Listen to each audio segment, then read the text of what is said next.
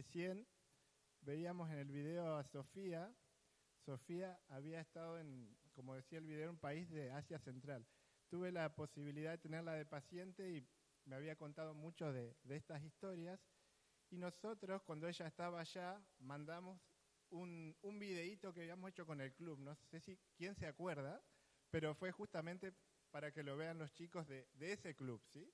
Así que por ahí quería recordarles ese detalle, ¿sí? Que habíamos estado en comunicación con gente de otra parte del mundo y qué linda que es nuestra iglesia, que en distintas partes del mundo podemos estar adorando al mismo Dios, ¿no?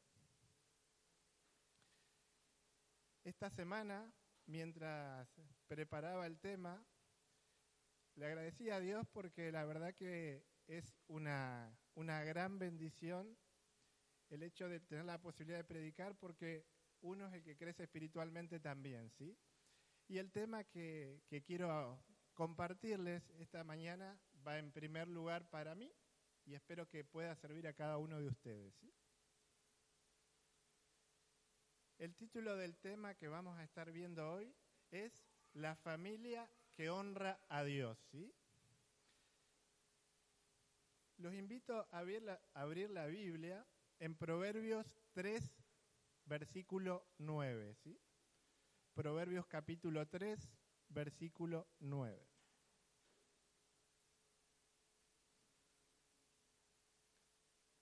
Dice lo siguiente: honra a Jehová con tus bienes y con las primicias de todos tus frutos, ¿sí?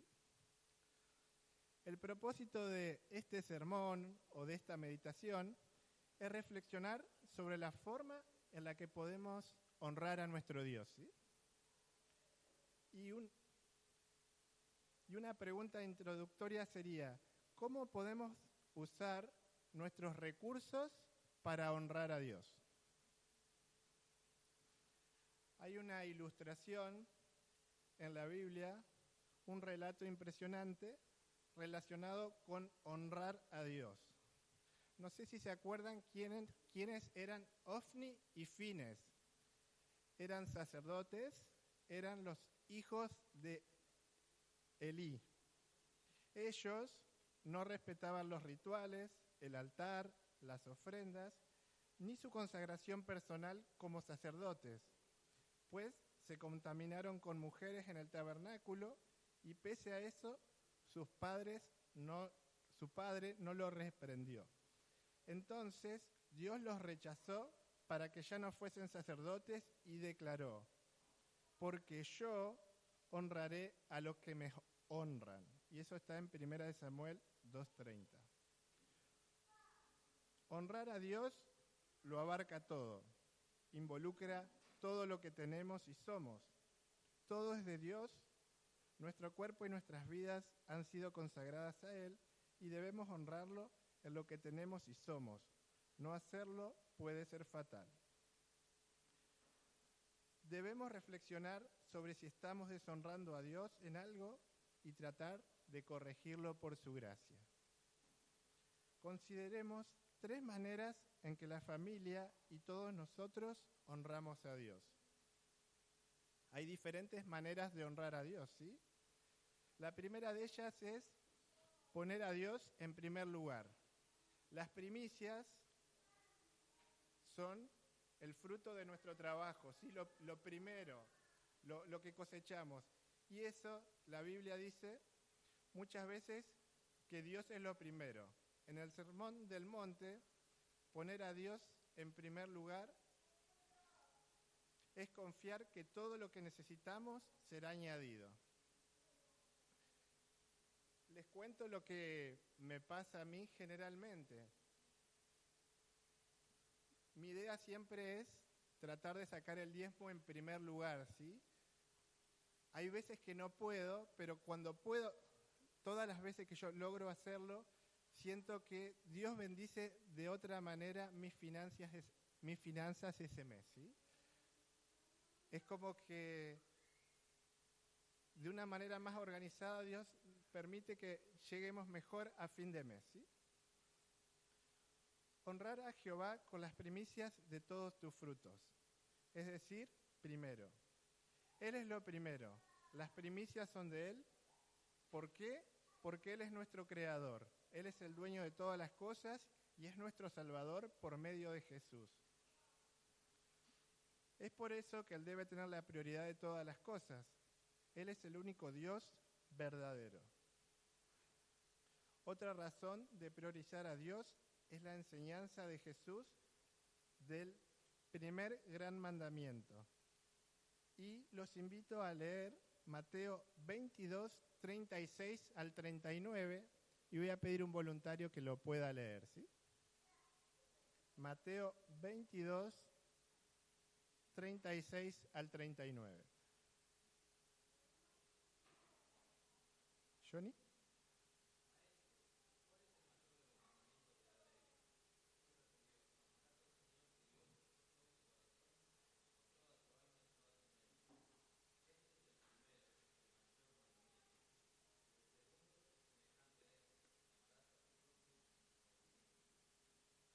Gracias, Johnny.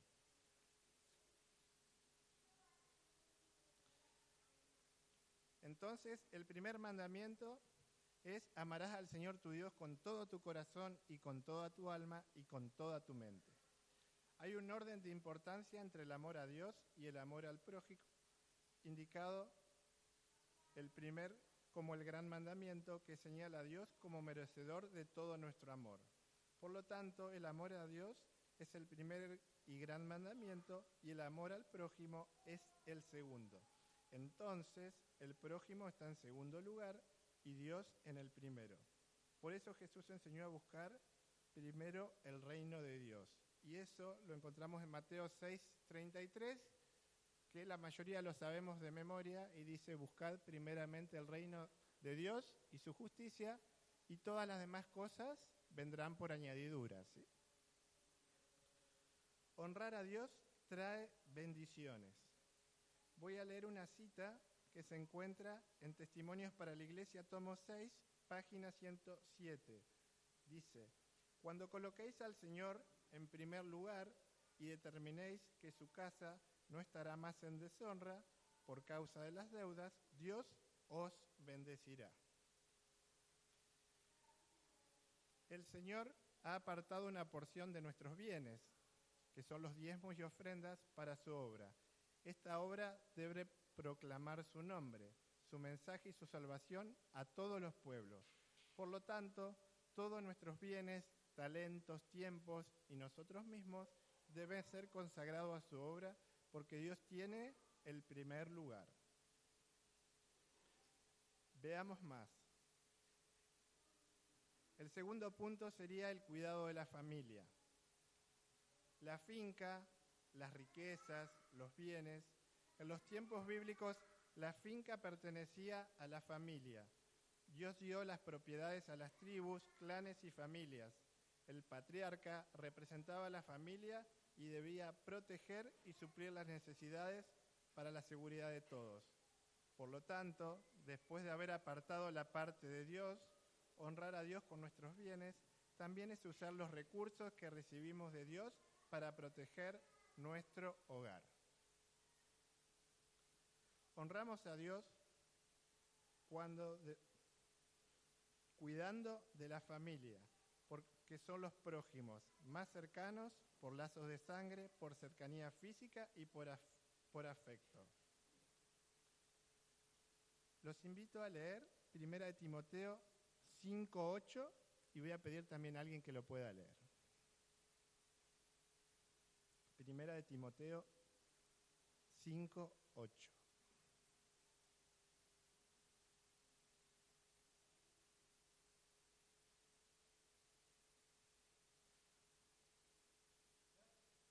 ¿Andrés?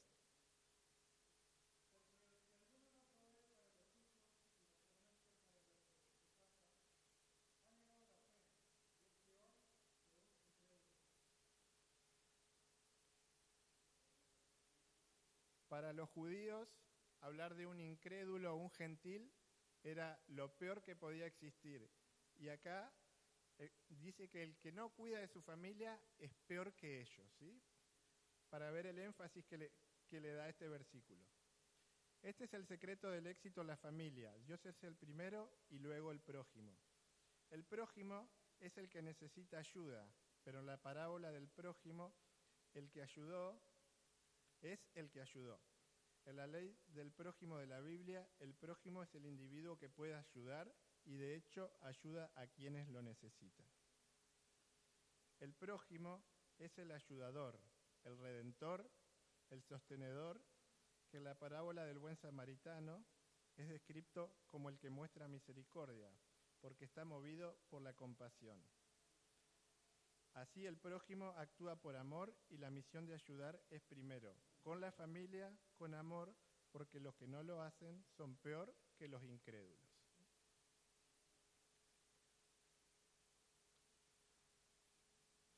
El prójimo es quien sirve. El prójimo suple las necesidades básicas de su familia y su posición es de honor y privilegio, porque mejor es servir que ser servido. Voy a pedir a alguien que busque Mateo 20, 26 al 28. Mateo 20, 26 al 28.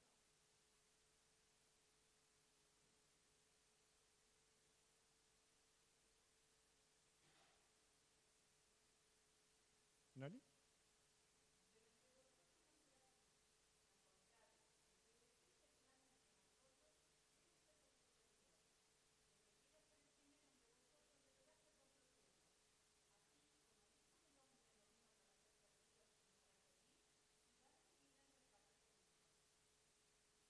Bien, gracias, Noli.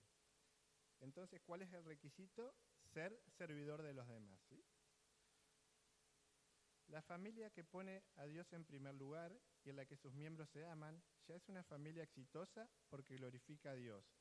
La familia que honra a Dios lucha por su sustento regular y controla sus finanzas porque sabe que, si falta, puede traer malas consecuencias y hacer sufrir a sus miembros.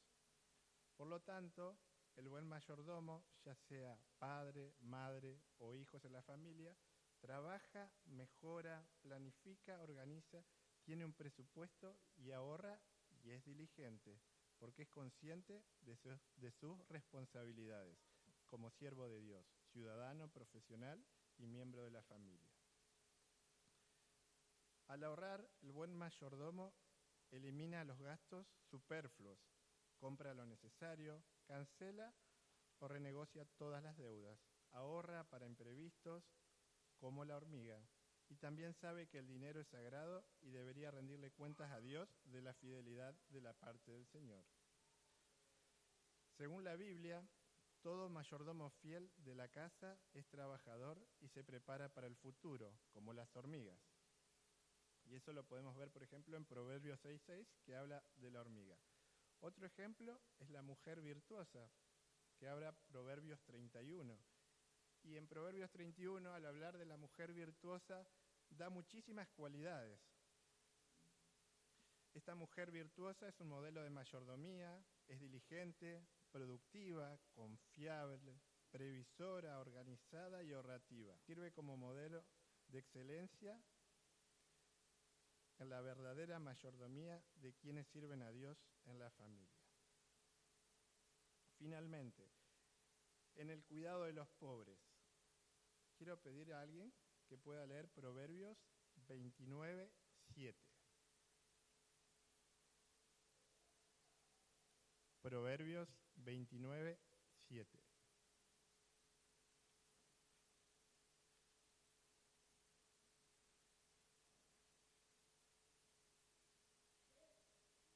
Sí, Miqueas.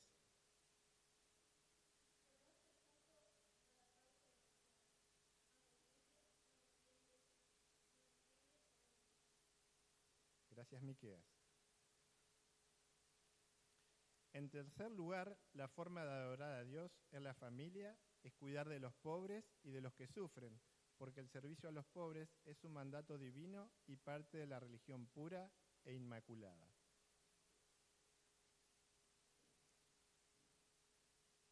Voy a pedir ayuda también con un versículo más que se encuentra en Proverbios 14:31.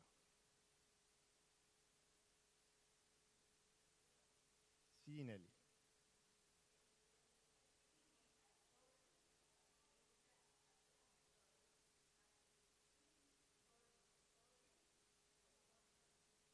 Gracias, Nelly. ¿Qué dice? El que oprime al pobre afrenta a su hacedor, mas el que tiene misericordia al pobre lo honra. ¿Cómo funcionaba esto de ayudar a los pobres en los tiempos bíblicos? Dios a los judíos, ya al pueblo de Israel, le había dado ciertas leyes para que la pobreza, por más que existiera, pudiera ser controlada y que por más que uno sea pobre, pudiera tener el sustento para poder vivir, ¿sí? Dios mismo era el que cuidaba de los pobres. Había una ley que por ahí recordamos en la historia de Ruth, que es la ley de la recolección. Cada terrateniente tenía que dejar caer ciertas partes o las esquinas de sus terrenos tenía que dejar para... Era una ley para que los pobres tuvieran la posibilidad de tener su sustento también, ¿sí? Además de esta ley, también existía una ley que se podía comer en la plantación de otro, ¿sí? Uno podía ir a la plantación de otro y podías comer. Lo que no podías hacer era llevarte nada. Vos podías comer hasta saciarte, pero no podías llevarte nada en ningún tipo de recipiente. Esa era otra ley que estaba establecida para el pueblo de Israel, ¿sí? Otra providencia divina, que esto era algo que me sorprendió, que yo no lo conocía, es que había un segundo diezmo requerido a la familia. Dios instituyó este otro 10% que era usado para los pobres. También se llamaba diezmo, ¿sí? Y lo podemos encontrar en Deuteronomios 14, 28 y 29. ¿Alguien que quiera leer? Deuteronomios 14, 28 y 29.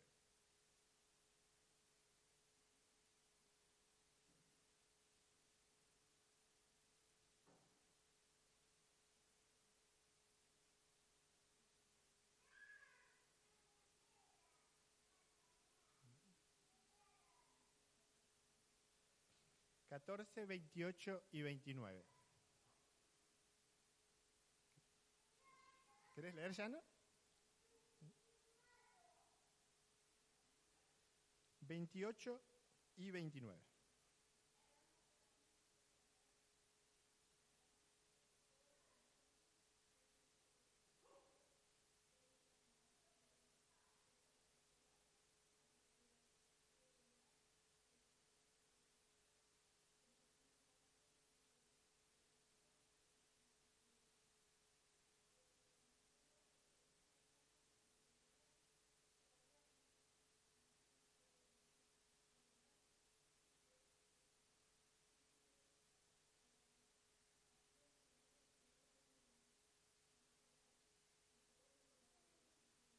Muchas gracias, Shannon.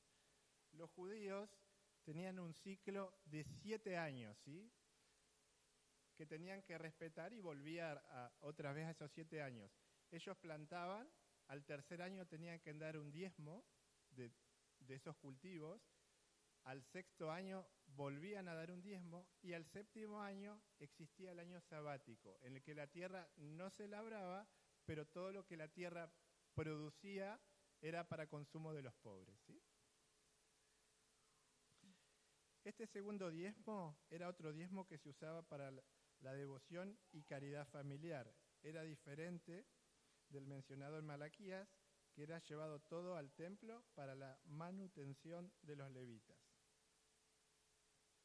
En cuanto al primer diezmo de Malaquías, el de los levitas, los adoradores no podían retener, vender ni intercambiarlo.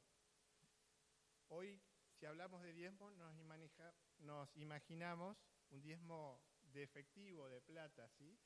En ese momento, en Israel, el diezmo podía ser una cosecha, podían ser granos, cereales. Por eso es que nos dice que no lo podían retener, que no lo podían intercambiar ni vender, ¿sí?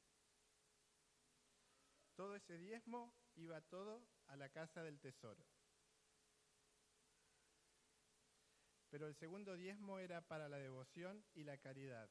porque Dios tenía plan para que la familia ayudara de manera directa, planificada y proporcional a los pobres de la tierra. Estos dos diezmos eran distintos el uno del otro, tenían diferentes orígenes, naturaleza y aplicaciones.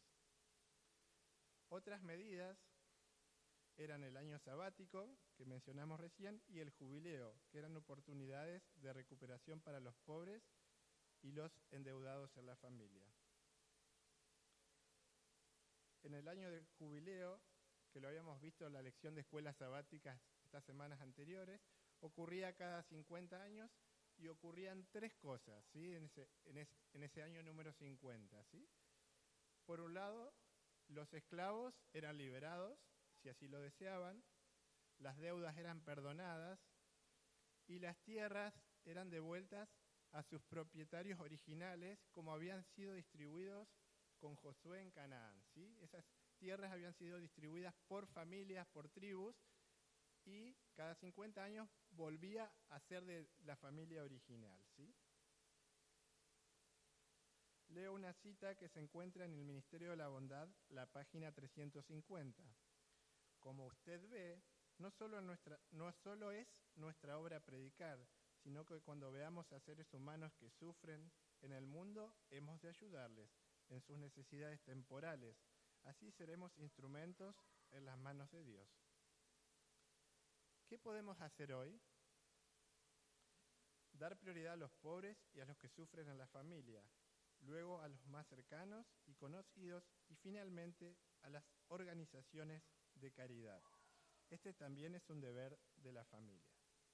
Otra cita dice: también el dinero es un don confiado por Dios y este don no se ha confiado a los padres para que lo utilicen de un modo extravagante, gratificando el orgullo, arruinándose ellos mismos y a sus hijos, sino para que sean medios destinados a beneficiar a otros, a los que padecen necesidad. Y esto lo encontramos en el Cristo Triunfante, la página 50. Según la Biblia, Dios es el defensor de los pobres y de los que sufren, y cuidar de ellos es servir directamente a Jesús. El dinero es de gran valor. Si se usa correctamente, puede hacer el bien a la salvación de las almas, en bendiciones para otros que son más pobres que nosotros.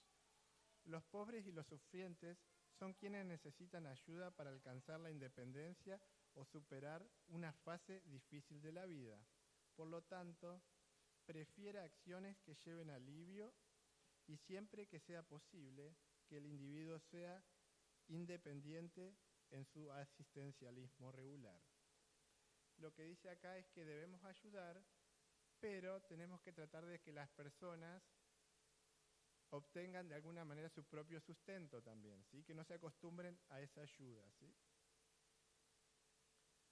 Un ejemplo son las acciones educativas que desarrollan habilidades que construyen para la autonomía del individuo, evitando que siga dependiendo de ayuda. La Iglesia puede desarrollar y ofrecer proyectos en este sentido. Entonces, ayudar a los necesitados no significa mantenerlos continuamente dependientes de la ayuda y sin dependencia financiera. Hay que estimular a los pobres para que crezcan financieramente con el fin de ayudar también a los demás. Hay personas a los que es difícil ayudar porque prefieren depender de los demás, no quieren trabajar. Sin embargo, esto no debe ser una excusa para no ayudar a los necesitados. Se debe planear una ofrenda especial a partir de los diezmos y ofrendar para la obra de la Iglesia para los necesitados. El cuidado de los pobres no es un sustituto de la parte que le pertenece a Dios. El diezmo y las ofrendas tampoco reemplazan las obras de caridad con los más débiles. No se debe hacer una cosa y descuidar la otra. Conclusión. Como hemos visto, en primer lugar debemos poner a Dios. Él debe ser el primero porque es el creador y dueño de todo lo que tenemos. Debe ser prioridad de todas las cosas, incluyendo los diezmos y las ofrendas. En segundo lugar de prioridad está la familia. Es nuestro prójimo más cercano y debemos cuidarla con dedicación como mandato divino. Descuidar la familia sería negar la fe. Finalmente, Dios nos dice que tenemos una obligación para con los pobres. Es nuestro papel aliviar sus necesidades, orientarlos y direccionarlos hacia los departamentos de la iglesia u otros para que puedan mejorar social y financieramente. Estas son algunas de las formas bíblicas de honrar a Dios. Quiero contarles ahora una historia que comenzó en el año 2019. Estaba en casa y apareció un muchacho, un estudiante de teología de primer año, que se había mudado a la villa para poder estudiar teología, ¿sí? Y él venía ofreciendo milanesas de soja. Todos los viernes o viernes de por medio golpeaba la puerta de casa al mediodía y le fui comprando milanesas de soja. Primero le compraba solo las milanesas, después empecé a pagarle las milanesas y darle una ayuda. Y así fueron transcurriendo 5 años hasta que él terminó su carrera. Y él ese día me dice, mira, hoy es el último día que voy a venir porque ya me tengo que ir a hacer mis prácticas. Él se fue a hacer sus prácticas a San Luis, donde trabajó esos 6 meses que le pedían. Luego se graduó y hoy por hoy está trabajando en un distrito en San Luis como pastor. Y esa última vez que él vino, pasó a casa y hizo una oración de agradecimiento. Y me llegó tanto, y después viendo su Facebook, ver cómo Dios lo ha acompañado y cómo Dios permite que cada uno de nosotros tengamos la posibilidad de ayudar a nuestro prójimo, ¿sí? Dios a veces nos da la posibilidad, otras veces me ha tocado decirle, Señor, ¿qué quieres o qué quieres que hagamos o qué quieres que ayudemos hoy, ¿no? Y el Señor siempre se encarga de ponernos personas que tienen necesidad y que podemos ser útiles en su vida, ¿sí? Termino con un versículo que se encuentra en Hebreos 13:2. No olvidemos la hospitalidad, porque por ellas algunos, sin saberlos, hospedaron ángeles. Que Dios nos bendiga.